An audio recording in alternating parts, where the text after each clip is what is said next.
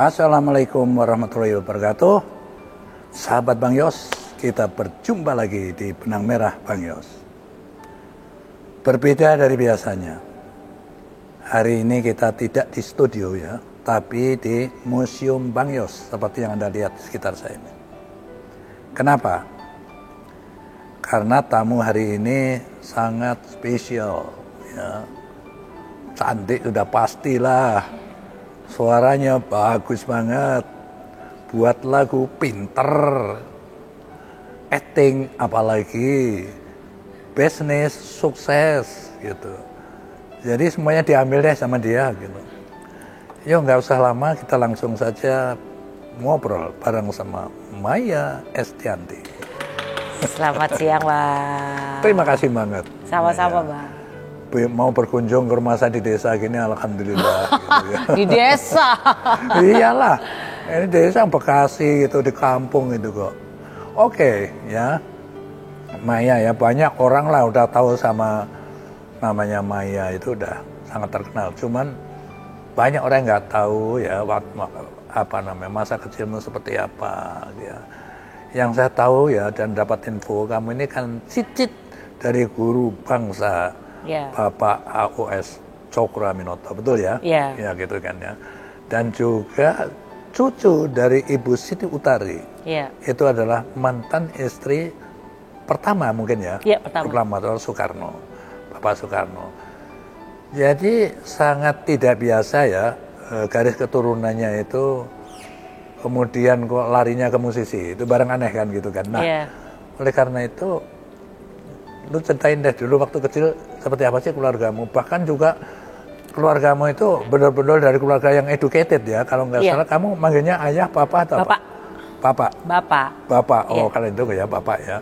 Bapak ini rektor ITS di Surabaya. Betul. Kan? Keren banget. Coba waktu kecil kayak apa sih? Waktu kecil ya aku termasuk anak yang mungkin kalau dibilang tukang berantem kecilnya iya, karena kan nggak tahu kenapa pokoknya aku dulu ngerasa bahwa diriku itu kayak laki gitu kan, bukan kayak emang kayak kalau seneng ngelindungin teman, seneng ngayomin teman. Jadi kalau ada teman yang dibully itu aku pasti kayak turun tangan buat untuk membelain ya? Ngebelain, kalaupun gebukin dulu gitu waktu kecil. Karena lu nomor berapa ngomong-ngomong? Aku nomor 5 dari 6. Dari 6 nomor 5. Ya. Atasnya laki-laki semua. Nomor 1 laki, sisanya perempuan semua. Gitu. Jadi tapi kok bisa galak kamu ya? Itu sudah built in. Jadi memang nggak tahu kenapa emang karakternya kalau ada yang kayak dibully gitu, apalagi perempuan ya. Jadi benar-benar kayak ngebelain aja gitu. Jadi memang kecil tuh emang masuk TK pertama kali emang udah berantem sama cowok. Gitu, Bang. Dan jiwa memang ada rasa apa namanya? Kayak kamu itu senang tantangan gitu kan? Iya. Ya betul ya. Betul. Suka lomba juga kan, tantangan itu kan lomba juga. Lomba makan kerupuk. Apa tuh lompat karung. Kalau menang pasti dapat uang dong. Kalau lu dari sekolah mah sekolah dasar bang enggak, dapat hadiah apa gitu dari sekolah gitu kan. Tuh, aku pikir dapat uang terus kamu beli burger gitu enggak ya? Waktu kecil gini. Jadi saya tuh waktu kecil SD itu sudah jadi kayak mungkin karena saya tinggi ya. Jadi kecil udah tinggi, jadi udah ikut model-modelan anak-anak kecil di Surabaya. Nah, di situ tuh kalau jadi model itu kan ada gaji lah. Iya pastilah ada honornya. Ada honornya. Nah itu makanya kenapa aku mungkin karena bapak itu PNS. Jadi kalau misalnya beli makanan tuh harus dibagi rame-rame. Nah kebetulan aku duit itu aku beli burger sendiri, aku simpen sendiri, nggak boleh ada yang makan, nggak boleh nyentuh. Karena itu uang dari hasil aku ya kerjamu sendiri. Terus pokoknya tidak ada yang boleh nyentuh. Hanya aku yang boleh nyentuh. Walaupun misalnya berhari-hari di kulkas nggak boleh ada yang nyentuh.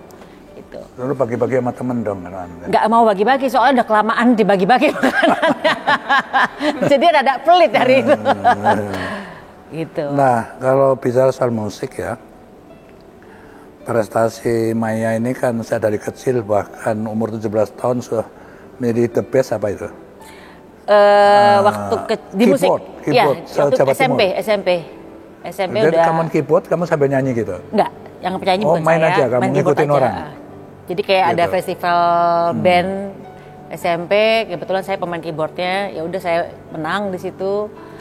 Terus SMA juga ada festival band juga Jawa Timur, kebetulan alhamdulillah juga menang di situ. Jadi memang dari kecil tuh emang seneng, walaupun saya nggak belajar secara teknis di musik, tapi otodidak saya itu kuat gitu loh. Ya bakat ya, sudah memang ada. Ya itu tadi kan aneh keturunan orang yang sangat terpelajar katakan gitu larinya ke musik ya. Ya kebetulan katanya sih waktu saya kemarin keluarga Cokroaminoto kan bikin film Guru Bangsa ya Bang. Itu ternyata memang eyang saya itu memang senang main piano. Memang ternyata ada yang suka musik di istrinya gitu ya, Cokroaminoto ya, gitu senang yang, musik gitu. Yang membimbing adalah dari keluarga itu. Ya terus tambah yakin ya bahwa anumu di situ gitu ya. Ya. Bakatmu di situ. Ya. Waktu itu dari kecil saya pengen jadi musisi. Terus kamu milih karier di musik gitu loh intinya. Oke. Tapi saat kamu lulus SMA ya, terus kamu kuliah ya. Ini kok kenapa kalau milih kamu jurusannya itu sastra Belanda. Terus ngambil satu lagi adalah komunikasi. Iya. Sastra Belanda soalnya nggak banyak saingan Bang. Nggak selesai di UI gampang pasti masuk lah kalau sastra Belanda. Saingannya nggak banyak. Pertama kenapa kamu milih sastra Belanda gitu? Ya itu karena nggak banyak saingan. Wah, nggak banyak saingan. Kalau masuk UI itu kan pertama kali yang penting masuk dulu ya kan. Cari mana kuliah yang kira-kira saingannya nggak banyak. Oh, karena pakai tes ya semuanya. Pakai tes, ya. Pakai UMTN aku lupa ya, apa ya? Oke lah, ini kan universitas terkemuka lah di Republik ini kan.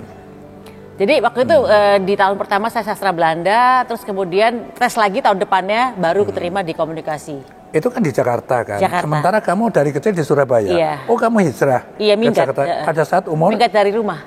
Umur berapa itu? 18. 18. 18. 18 kamu hijrah sana untuk masuk kuliah. Iya. Terus kamu kos dong? Kos, anak Depok ini. Dulu anak desa juga, desa Depok. Siapa aja di situ yang sama dong mantan juga kan hijrah juga. Iya. Si mantan juga udah hijrah duluan. Gitu. Kebetulan saya memang milih UI. Emang soalnya kalau ke Bandung nggak mungkin karena kan ITB ya. Karena bapak kan lulusan ITB. Karena saya nggak senang teknik, jadi saya milihnya UI. Satu pertanyaan ya. Waktu itu kamu meninggalkan orang tua untuk melanjutkan pendidikan di UI Jakarta, kos. Tapi kenapa memutuskan untuk nikah muda umur 20 tahun? Nggak tahu ya. Pokoknya mungkin kena pelet kali Bang. Air mengalir gitu, kamu ikutin gitu ya? Iya. Oke, ya mengalir. Emang waktu itu nggak tahu kenapa tiba-tiba, iya. Pokoknya kita kalau nggak salah pacaran itu udah keliling Indonesia untuk nyanyi kan. Nah itu bapak agak concern untuk kamu dinikahin aja biar. Karena Daninya ini agak musik terus ya. Dari Surabaya itu memang dia sudah musik lah sudah musik juga. Itu. Iya. Fokusnya ke situ dia. Iya. Tapi kamu tetap kuliah. Tetap kuliah karena itu syarat dari bapak pokoknya harus walaupun saya kerja di musik kerja dimanapun harus kuliah tuh nomor 1, pendidikan nomor 1 gitu. Jadi saat kamu nikah pun masih meneruskan kuliah kan? Iya, sampai selesai. Bahkan kamu sampai hamil tuh melahirkan gitu kuliah? Iya, kuliah. Dan bisa tamat? Tamat, alhamdulillah. On time. Nah, nggak mudah tuh. Nggak mudah itu ya? Mudah sih Bang. Mudah nyontek maksudnya. Ya nggak bisa lah nyontek kayak gitu. Terus kamu gunakan apa itu kuliah di komunikasi akhirnya musik aja? Sebenarnya ada hubungannya sih. Kan ya? Yang saya pelajari kan tentang branding, bagaimana kita nge-branding sesuatu lah. Nah kebetulan memang hubungannya dengan pekerjaan saya adalah pada saat saya bikin band grup Ratu, bagaimana cara nge-branding grup ini supaya menjadi besar gitu sih. Ada hubungannya sih. Ya saat itu ya Maya ya, sudah sekali banyak musisi-musisi yang kondang lah, yang sudah hit di mana-mana. Nah, tiba-tiba kamu hadir dan kamu fight melawan mereka. Nyatanya lagu-lagumu juga terjual ratusan, ya. Bahkan mungkin sudah kalau di total udah jutaan kopi lah gitu. Yeah. Kalau di kopi sama orang biasanya kan beli atau dikopiin gitu kan. Bajakan itu. Ya, itu di Indonesia kan gitu. Kalau di Barat nggak bisa kayak gitu. Makanya kalau di Indonesia itu yang kaya produsernya bukan penyanyinya gitu. Oke, yuk ceritain bagaimana kamu yakin bisa melawan mereka. Ya, memang kalau kita belajar secara data ya. Kalau kita kerja kan harus sesuai data ya. Jadi misalnya saya tuh udah mempelajari. Kamu pelajari dulu ya? Saya pelajari. Misalnya gini, ada artis-artis yang sudah berangkat duluan sukses gini. Saya pelajari nih, apa yang membuat lagu. Misalnya saya lihat penyanyi A, dia terkenal, lagunya bagus, meledak. Saya pelajari nih karakternya, apa yang membuat dia tuh bisa jadi besar. Misalnya, lagunya tipenya seperti ini. Dia pakai baju seperti ini. Dia label rekamannya ini. Jadi saya sudah pelajari secara datanya, apa sih yang membuat mereka ini masing-masing besar. Nah, Setelah saya pelajari, saya ambil tuh masing-masing yang sudah saya pelajari, saya masukkan ke grup yang saya bentuk. Jadi benar-benar semua tuh by data aja, Bang. Maksudnya misalnya contoh gini, saya misalnya waktu itu sering ikut sama Krisdayanti lah gitu misalnya. Saya tahu nih, saya pelajari kenapa Krisdayanti ini besar, misalnya gitu. Atau misalnya grup apa ya, misalnya slang, kenapa slang itu besar ya kan? Saya pelajarin tuh kenapa. Jadi apakah karena liriknya, apakah karena lagunya, apakah karena labelnya, apakah karena promosinya. Jadi semua itu dipelajari dan saya ambil sari-sarinya, kemudian saya praktekkan di saya. Dan akhirnya ada satu lagi yang saya tambahin, misalnya gini, saya membuat sebuah grup yang berbeda.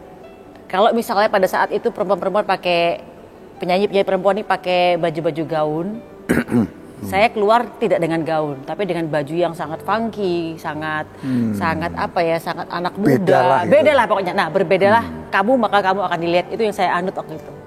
Saya berani beda waktu itu. Gitu. Ini benang merahnya nih ya. Ya. Di dalam kemiliteran ya Maya ya berlaku juga rumusan gini. Kenali dirimu, kenali musuhmu. 1000 kali perang, 1000 kali menang. Itu yang kamu praktekkan. Iya, iya. Gitu kan. Jadi sama, waktu aku di militer menggunakan itu, waktu aku jadi gubernur juga kenali dirimu, gubernur, kenali musuhmu itu masalah. Yeah. Gitu. Di dunia lain, musik, bisnis saya rasa sama. Yeah. Gitu kan. Kamu pelajari dulu lawan-lawanmu itu, kamu bagaimana bisa mempunyai lebih. Yeah. Apa yang saya lakukan. Oke, good. Sukses ya, bahkan jadi legenda penyanyi wanita Indonesia. Amin, amin. Kok masih mencari tantangan di bidang lain, acting gitu kan. Dan pernah ya kan. Sebenarnya kalau acting itu sebenarnya bukan passion saya, Bang. Acting itu cuman kayak ada ajakan orang gitu. Ajakan orang. Terus kebetulan saya ngeliat waktu itu saya mulai acting kalau nggak salah. Sebenarnya dari kecil ada film waktu itu Surabaya 45 di SMA, saya udah ikut main juga tentang Surabaya tahun 45. Cuman buat saya acting itu kurang menarik ya. Tapi pada saat sudah menjadi artis pun ada ajakan misalnya ikut komedi. Waktu itu sempat di Extravaganza, sempat juga di Office Boy kalau nggak salah ya. Itu ya karena acting yang lawak aku jadi ikut. Nah kebetulan kemudian habis itu banyak tawaran-tawaran acting film. Tapi muka kayak Maya masa bisa ketawa orang sih aneh juga gitu loh. Kan semua dari skrip, Bang. Oh gitu. Iya, terus Office Boy juga. Habis itu udah film-film. Free lah ya kan, mau ngomong bebas saja gitu, nggak ada beban lah gitu ya. Soal musik ya, ada nggak perbedaan? Pada zaman Maya itu kan lagu-lagu hit antara lain kan Teman Tapi Mesra gitu ada ya. Ada nggak, ada perbedaan nggak yang sekarang akhir-akhir ini lagu-lagu itu ada bedanya nggak? Dari sisi apa beda itu? Mungkin kalau sekarang di Indonesia ini, kalau saya bilang yang berubah itu adalah campur sari yang sekarang yang lebih meledak. Dulu kan dangdut. Ya kalau sekarang lebih kayak lagu-lagunya kayak tipenya siapa tuh? Denny Caknan, Didi Kempot. Kalau dulu kan agak-agak kurang ditoleh. Kalau zaman sekarang tuh tipe-tipe yang seperti itu yang mungkin di TikTok meledak ya kan. Tapi kalau lagu popnya saya rasa popnya masih bertahan. Tipenya masih sama yang dari zaman saya dulu berkarir di musik sampai sekarang tipe-tipenya nggak ada perubahan. Sementara di luar negeri udah berubah, ada EDM, ada macam-macam lah gitu loh. Di Indonesia masih stuck di situ, yang pop. Kamu nyanyi juga menciptakan lagu. Iya. Ya? Jadi bagaimana kamu menginspirasi lagu itu? Bagaimana cara mendapatkan ide-ide gitu gimana? Biasanya tuh kalau ngeliat TV ada musik gitu, musik yang bagus, biasanya langsung keluar aja nada gitu. Jadi misalnya ada musik atau misalnya grup band nyanyi di TV gitu, orang bule gitu. Aku bisa tuh langsung kayak sambil nonton sambil tiba-tiba ngarang nada aja gitu. Langsung aku rekam di waktu itu Walkman ya. Ya itu karena bakat lah sekali lagi. Kalau orang nggak punya bakat juga nggak lewat aja itu barang itu kan. Kalau kamu bisa kamu tampung ya. Sekarang menaik keluarga ya, Maya ya. Anak-anak lo ya.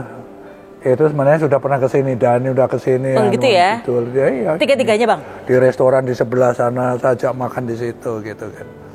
Nah ini sekarang kan semua terjun di dunia musik itu atas doronganmu atau memang dia punya apa namanya ya mungkin bahasanya itu anleh gitu, memang itulah dunia saya gitu.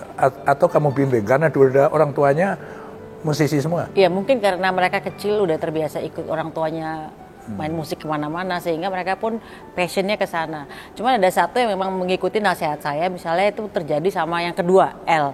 Sempat aku bilang, kamu sekolah ya, karena anak-anak tuh aku suruh sekolah semua kan. Tapi mereka yang dua tuh hanya sampai SMA aja. Yang satu yang nerusin sampai akademi karena yang nomor 2 nih. Nomor 2. Apa yang terakhir ya? Yang nomor 2 yang tengah. Jadi dia berangkat ke London, dia belajar bisnis. Dia pulang, tapi walaupun pada akhirnya dia pun nyeburnya di dunia entertainment. Tapi paling nggak ada basicnya lah. Itu yang cuma satu-satunya ngikutin apa yang saya saranin gitu. Mungkin saya agak sedikit seperti bapak saya yang bilang nomor 1 adalah sekolah. Walaupun pada akhirnya nanti sekolah itu belum tentu menjadi sebuah buat pekerjaan tuh, bukan jalan hidup lah gitu loh. Tapi paling nggak mereka punya sangu lah gitu. Jadi memang kemarakan yang sudah memang dunia musik ya sudah, tetapi yang memang pintar kayak sekolah disuruh terus sekolah gitu ya. Lu tahu nggak karakter 3 orang ini kan jagoan semua ini anak ini ya. Menurut Maya ya, mana yang cuek, mana yang manja sama bunda, mana yang bawel, cerewet gitu, ada nggak gitu? Ada, yang mungkin yang nempel sama aku yang paling bontot. Bontot itu paling apa? Paling terakhir. Manja sama kamu? Paling deket lah, maksudnya paling dekat sama kamu? Paling dia tuh selalu nyari lah gitu loh. Kalau yang pertama cuek. Kalau nggak dicari dia nggak nyari. Sama seperti aku juga seperti itu. Yang kedua itu lebih ya gitu, kalau kontak pasti ada maunya. Bunda pinjam duit atau bunda minta duit dong gitu. Oke Maya ya, keluarga sangat dikenal lah ya, selebritis ya. Semua orang tahu Dhani dengan dewanya, semua tahu Maya ya. Semua tahu anak-anakmu juga anak yang cukup dikenal ya. Selalu aja ada kunjungan orang gitu kan ya. Tentu kunjungan itu ya semuanya positif ya, kadang-kadang negatif. Negatif kalau fakta nggak apa-apa, ini dikarang-karang ngabur aja gitu. Nah, pasti itu akan terjadi lah. Bagaimana kamu menyikapi ini atau mengatasinya ini? Kebetulan aku punya sifat cuek bang. Jadi kecuekan aku tuh mau ada berita apapun di luar kayaknya aku nggak terlalu peduli ya. Bahkan mungkin ignore kali. Jadi aku nggak agak kurang terganggu dengan macam-macam. Jadi misalnya kayak saya pergi lagi liburan kemana, dibilang saya anteknya negara ini kan. Atau misalnya saya tiba-tiba yang lagi terakhir-terakhir ini ada berita perselingkuhan ya kan. Buat saya tuh aku nggak terlalu terganggu sih, karena buat aku ya udahlah, yang namanya juga orang mungkin cari duit kali ya. Jadi aku nggak terlalu terganggu dengan itu. Tapi aku agak kepikiran bukan dengan berita itu, tapi orang lain yang terhubung dengan berita itu. Iya. Jadi misalnya aku aja sendiri mungkin nggak ada masalah, tapi kita nggak tahu orang lain itu loh yang diberitakan nggak dengan saya gitu kan. Gitu. Aku sih orangnya cuek bang. Nggak peduli gitu ibaratnya. Udah jam terbangmu udah tinggi lah kayak gitu ya udah. Ibaratnya kita lagi difitnah ya biarin aja lah, mungkin dosanya diambil sama mereka gitu kan. Ya nanti juga hilang juga ya, gitu. Ntar orang kalau juga kita udah lupa. Banyak menyikapi dikira malah beneran, jadi berita nggak selesai. Iya. Good, ini kunci juga untuk pelajaran yang lain gitu. Iya. Tapi nggak semua orang bisa cuek bang. Ada orang yang baperan, gampang sedih gitu kan, kena berita yang enggak. Kalau saya tipenya alhamdulillah cuek. Jadi makanya hari ini kena keadaan kondisi kehidupan yang mungkin roller coaster pun dulu itu nggak terlalu jadi gila lah gitu. Iya, Maya ya. Memang aku meyakini ya hidup itu seperti roda begini ya. Kadang-kadang kita di atas happy, sukses semuanya ya. Kadang-kadang ya biasa-biasa yang lain. Kadang-kadang kita dapat drop ya. Dapat masalah keluarga, kayak kegagalan di dalam keluarga. Itu artinya banyak dialami orang ya. Yang kita salut atau mungkin perlu diceritain bagaimana kamu menata dirimu kembali ya. Dan ternyata setelah itu kamu juga akhirnya nikah, ya, dapat suami yang tepat, yang sayang sama kamu dan bahagia. Yang apa bang? Ulangi lagi. Yang tepat. Ya insya Allah kan. Amin. Gitu. Coba ceritain bagaimana cara anunya gitu. Ini kan untuk pelajaran yang lain juga gitu. Iya. Ya memang kadang-kadang hidup itu kan kita nggak pernah tahu bahwa saya juga waktu saya menikah yang pertama juga nggak pernah berharap bakal cerai gitu Bang ya. Cuma pada saat perjalanan kemudian kapalnya tuh diserang ombak dan ombaknya nggak karu-karuan, ya kemudian saya mencelat dari situ ya kan. Ya kok alhamdulillah pas saya terpuruk banget tuh nyarinya ke Tuhan. Jadi kalau nyarinya ke Tuhan, akhirnya banyak hal-hal yang kayak dimudahkan sama Allah itu dibukakan segala macam perjalanannya. Terus ya dapat pengganti yang baik gitu. Yang diinginkan, iya. Karena saya minta juga sama Tuhan, apapun yang saya lakukan saya percaya kok. Maksudnya semua ini kan garis apa ya yang dikehendaki Allah kan, gitu loh. Jadi ya akhirnya santai. Ibaratnya dipukul pun ya udah diterima aja lah kalau dipukul gitu.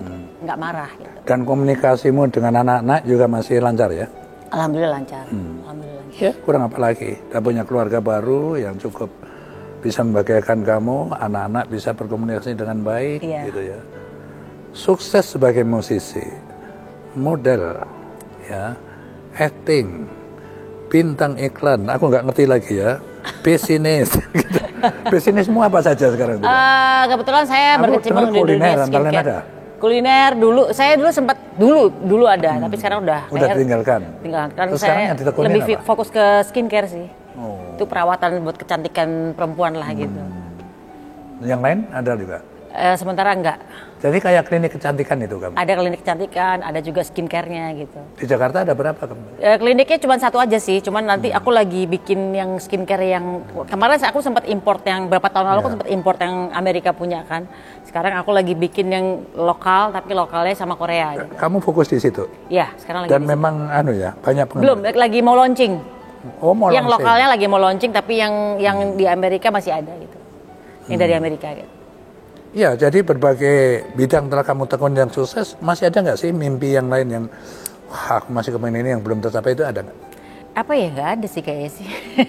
Semua kayaknya udah ya Bang. Sudah semua dapat semua ya. Jadi sekarang tinggal kayak menjalani hidup aja. Aku sih lebih fokus ke gimana caranya anak-anak ini sukses gitu loh. Tapi musik kamu tinggalkan apa enggak? Tinggalin ya? Bosen deh Bang. Bosen?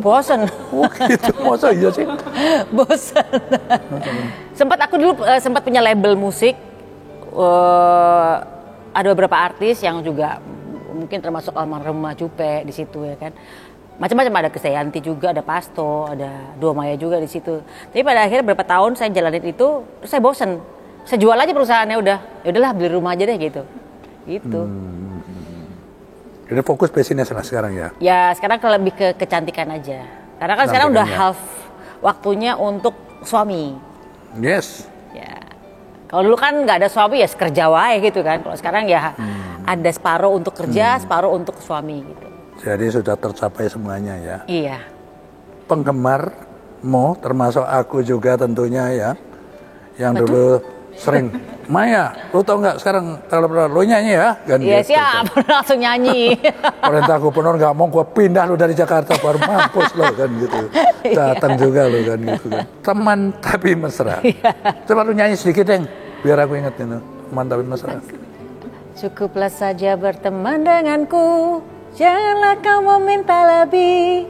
Ku tak ingin mencintaimu, kita berteman saja, teman tapi mesra.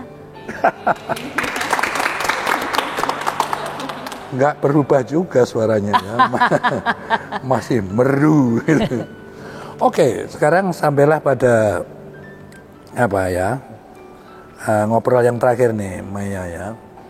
Seperti diketahui bahwa acara saya ini adalah untuk motivasi ya anak-anak lain, terutama anak-anak muda. Janganlah cepat pasrah menyerah gitu ya. Alah, udahlah, aku udah diciptakan anak desa miskin seperti itu, ngapain sudahlah gitu kan. Gak ada usaha untuk padahal tidak ada sukses itu yang dicapai dengan kerja salah-salah pastinya ya. Betul. Perlu motivasi, perlu segala macam lah. Inilah yang pengen kita gali dari diri Maya ya, dari perjalanan hidup tadi ya. Sukses di musisi, juga di acting, di bidang iklan, segala macam itu kan. Apa sebenarnya trik-triknya yang bisa diwariskan kepada anak-anak lain gitu? Oke. Yang pasti yang tadi udah dijelasin di depan bahwa kalau kita mau mengerjakan sesuatu kita harus pelajari dulu datanya lah itu ibaratnya kan, datanya kira-kira kayak tadi dibilang apa, kenali dirimu, kenali musuhmu ya kan. Yes. Ya, datanya harus dicari dulu ya kan, dipelajari. Nggak ada yang namanya sukses itu emang nggak ada nggak kerja keras. Kerja keras tuh pasti, namanya kaki jadi kepala, kepala jadi kaki, nggak mungkin kita nggak ngelewatin itu. Orang-orang sukses pasti ngelewatin itu semua. Jadi jangan pernah malas-malas guys. Kalau malas-malas ya wes duitnya segitu aja kan ya Bang.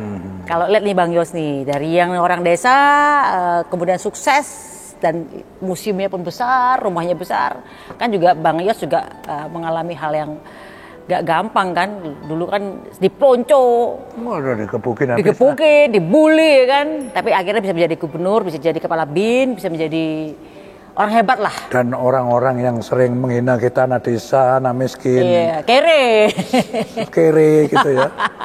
Waktu Bang Yos jadi gubernur pada datang nyari proyek di DKI kan. Ya, makanya. Nah ya tetap aja sarangkulin namanya teman saya ciumin gitu. Digebukin lagi balik ya? Waduh, udah. Oke Maya, terima kasih sekali ya mau hadir ya. Dan sama-sama. bisa berbagi cerita kepada saya dan penonton semuanya di Benang Merah Bang Yos ini ya. Saya yakin apa yang kita obrolkan itu bermanfaat terutama untuk anak-anak generasi berikutnya. Ya, amin. Jadi sebagai rasa terima kasih saya Maya, saya akan berikan buku biografi saya. Ya. Biografi ini sama dengan museum ini ceritanya. Waktu lahir terus jadi apa, gitu perjalanan hidup saya gitu kan. Sekali lagi, kalau membaca buku ini mungkin perlu waktu berhari-hari, tapi museum ini perlu waktu 1 jam saja dengan membaca keterangan-keterangan sedikit. Lalu keluar nih, Maya. Saya berharap keluar itu bergumam mana ini kan.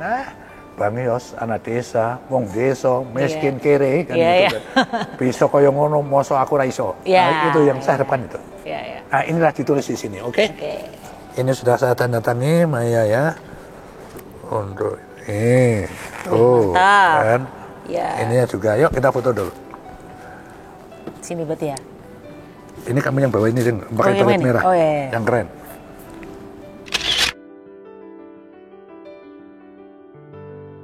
Terima kasih Maya, sehat selalu, sama-sama. makin sukses bisnisnya. Amin, ya. amin, doain. Dan salam buat keluarga di rumah. Ya. Dan untuk penonton Benang Merah Bang Yos, terima kasih sudah menonton Benang Merah Bang Yos hari ini. Semoga bermanfaat untuk semuanya. Sampai jumpa di episode berikutnya. Wassalamualaikum warahmatullahi wabarakatuh.